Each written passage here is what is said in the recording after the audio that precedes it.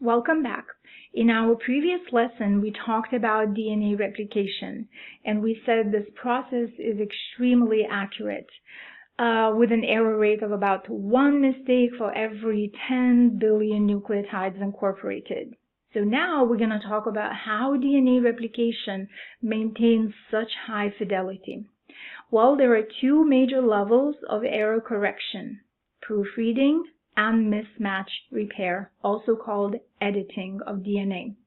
So proofreading occurs during replication itself.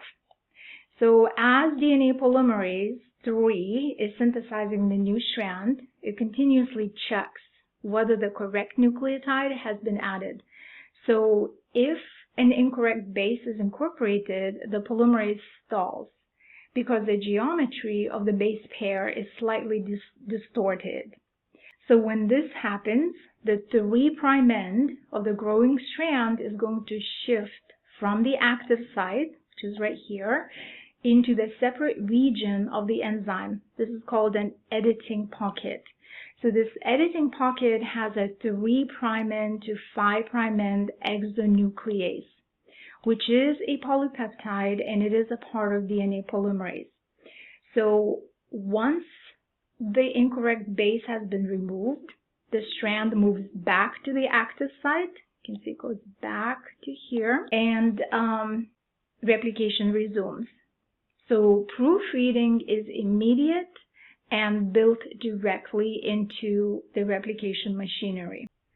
So now if an error escapes proofreading, the cell has a second line of defense, and that's called a mismatch repair, also called editing.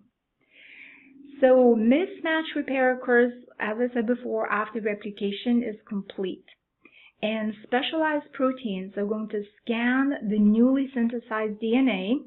You can see the process is complete here on both strands, and look for the subtle distortions of the helix. So when a mismatch is detected, the repair system removes a segment of that newly synthesized strand that contains an error, and then resynthesizes that portion using the original parental strand as a template.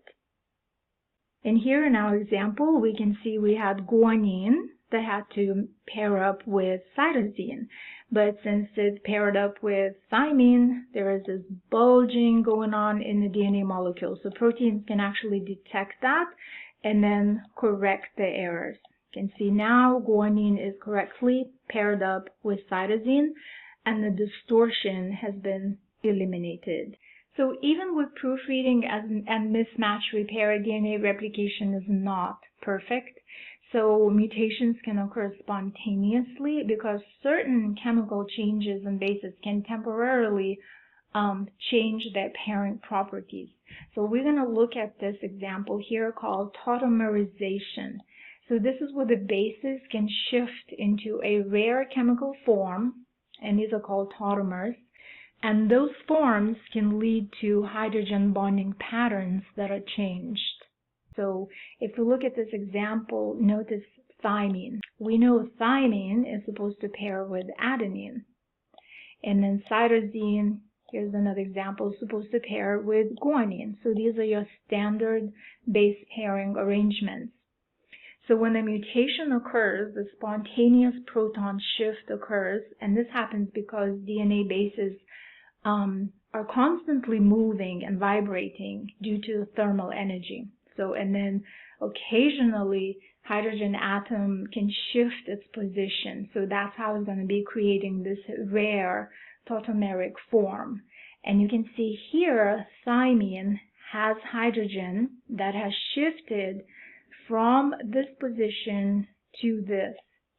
And as a result, thymine now is offering 3 hydrogen bonds. So basically it can pair up with guanine instead of adenine. So if DNA polymerase encounters this rare form during replication process, the mispair may not be detected.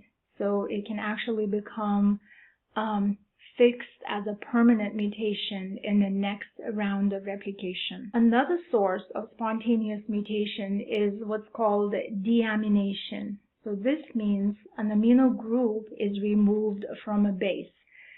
So deamination happens spontaneously through hydrolysis when water molecules in a cell attack the amino group and they replace that with carbonyl group. So if we look at the cytosine, we have an amino group here and it's removed and replaced with carbonyl group. So now the result of such change is going to be cytosine forming uracil. So uracil will pair with adenine instead of guanine, and this will ultimately result in a base substitution. So we talked about those mutations before. So these chemical changes happen, again, naturally. No radiation or mutagen is required. However, they are rare. But given the fact that billions of nucleotides being replicated, even those rare events can actually contribute to mutation over time. Now let's move on to another important DNA repair mechanism, and this one is called nucleotide excision repair. So unlike proofreading and mismatch repair, which fix base pairing errors, nucleotide excision repair targets bulky DNA damage. So the damage that distorts the structure of double helix. Examples include thymine dimers caused by UV radiation or large chemical adducts attached to the bases, and these lesions basically create a noticeable bend or distortion in the DNA. So in nucleotide excision repair, specialized proteins are going to scan the DNA molecule for these distortions in shape, and then once the damage is recognized, an enzyme complex cuts the damaged strand on both sides of the lesion, removes a short stretch of nucleotides containing the abnormal base, and then DNA polymerase is going to fill in the missing gap using the undamaged strand as a template. And then another enzyme, DNA ligase, is going to seal the remaining nick in that sugar phosphate backbone. So the key idea is this: nucleotide excision repair is going to remove and replace an entire section of damaged DNA instead of just correcting a single mismatched base. So this mechanism is especially important for protecting cells from environmental damage, such as UV exposure. And the last piece of information I wanted to add here as a closing statement is that most replication errors are corrected.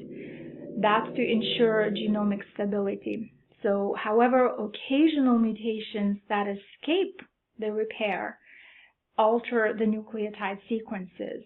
So when these changes occur in germ cells and are inherited, they contribute to variation within populations, and that's the actual foundation of evolutionary change.